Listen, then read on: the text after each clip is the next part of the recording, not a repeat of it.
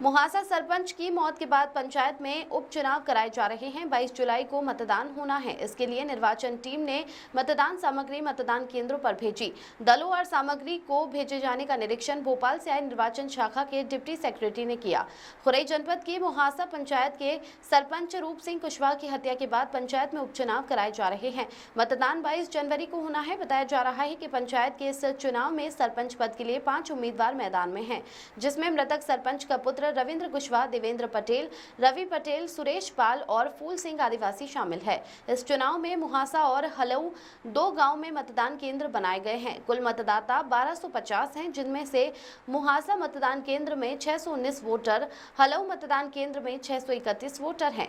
चुनाव को लेकर निर्वाचन टीम ने चुनाव सामग्री को पॉलिटेक्निक कॉलेज के स्ट्रांग रूम में निकालकर मतदान केंद्रों पर भिजवाई। मतदान सामग्री को भिजवाने और अन्य प्रक्रिया का निरीक्षण भोपाल से आए निर्वाचन शाखा के deputy secretary doctor Sudesh Shakya ने निरीक्षण किया। बताया कि इस बार चुनाव आयोग द्वारा ये उपचुनाव पेपरलेस किया जा रहा है। मतदान तो ईवीएम मशीन से ही होगा। साथ ही जो अन्य दस्तावेज मतदाताओं के तैयार किए जाते थे वे भी सभी डिजिटल होंगे। मतदान दलों के पास एक लैपटॉप होगा, जिसमें वे सभी मतदाताओं की जानकारी भरकर डिजिटली साइन करके सबमिट करेंगे। प्रवीण नामदेव की रिपोर्ट। क्या तैयारियां हो चुकी? मुहासा जनपद पंचायत में चुनाव होना है, उसके लिए इलेक्शन कमीशन ने अभी थोड़ी सी व्यवस्थाएं चेंज करी हैं। इस बार हम लोग पेपरलेस बूथ के माध्यम से चुनाव करा रहे हैं। सामग्री वितरण और सामग्री वापसी जमा करने की व्यवस्था भी इस बार चेंज करी है। इस बार जो सामग्री वितरण करने के लिए हमारा जो दल बना है वो पूरी सामग्री लेके यहाँ से इस मतदान मुख्यालय से निकलेगा और मतदान केंद्र पर वो सामग्री मतदान दल को रिसीव कराएंगे।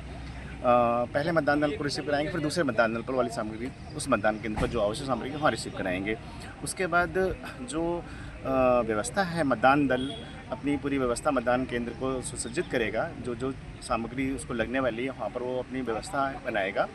और कल जब मतदान होगा उस समय हमने पेपरलेस बूथ की परिकल्पना करी है।